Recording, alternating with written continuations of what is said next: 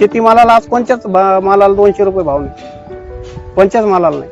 हे जर 200 जर सगळा माल गेला तर 28 ते 30 लाख रुपये उत्पन्न व्हायला लागले 3 एकर मध्ये.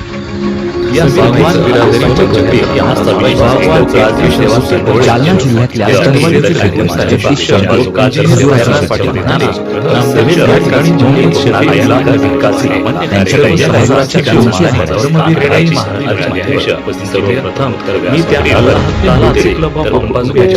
त्याला गुजरातमध्ये ऑर्डर द्यावं लागतं.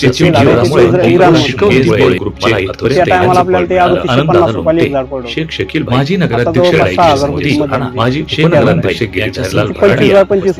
लोमटे यावेळी समीर काजेडी थोरा यांची महाराष्ट्र राज्य वक्फ कमिटीचे अध्यक्ष आदर्श शिक्षक व महाराष्ट्र राज्य हज यांच्या सदस्य परिवारांनी निवड झाल्याबद्दल त्यांचा सत्कार करून सन्मान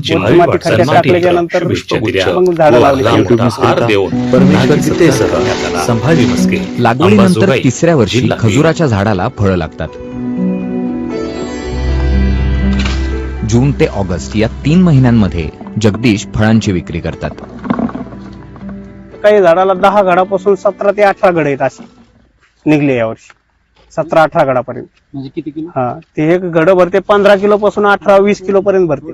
गेल्या वर्षी आमचा फक्त 5 टन माल निघला होता. 5 टनामध्ये 4 टनाचेच पैसे हातात आले. असंच समजा पहिलं वर्ष असल्यामुळे याला दे त्याला दे थोडाफार. आणि ह्या वर्षी जवळपास 14 ते 15 टन माल निघायला लागला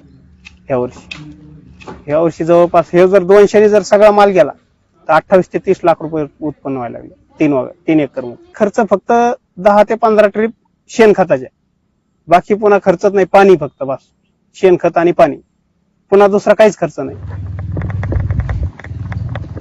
दुष्काळग्रस्त मराठवाड्यात जे काही शेतकरी वेगवेगळे प्रयोग करत आहेत त्यापैकी वेगळा प्रयोग म्हणजेच खजूर लागवडीचा प्रयोग शेतकरी जगदीश शेडगे यांनी केलाय.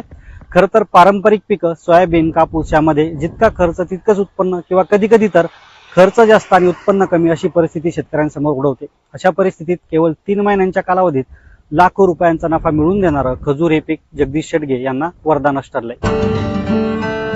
खजूर विक्रीसाठी जगदीश यांनी घरासमोरच स्टॉल लावलाय.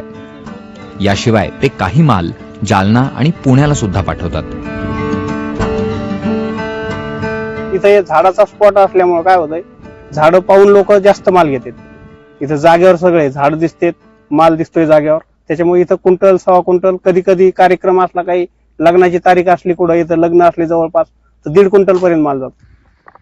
जगदीश यांच्याकडे 200 पैकी 11 हे नर वृक्ष आहेत. खजूर शेतीत पॉलिनेशन म्हणजे परागीकरण करताना सर्वाधिक काळजी घ्यावी लागत असल्याचं त्यांचं म्हणणं आहे. ह्याची काळजी फक्त मेन म्हणजे पोलिनेशन. पोलिनेशन झालं म्हणजे कामच झालं याचं सगळं. पोलिनेशन म्हणजे नरमादी. ह्याला नराला पण असेच तुरे येतात, त्या तुऱ्यातून फक्त पावडर निघतं, माल तयार नाही होत. ते पावडर ह्याच्यावर टाकावं लागतं.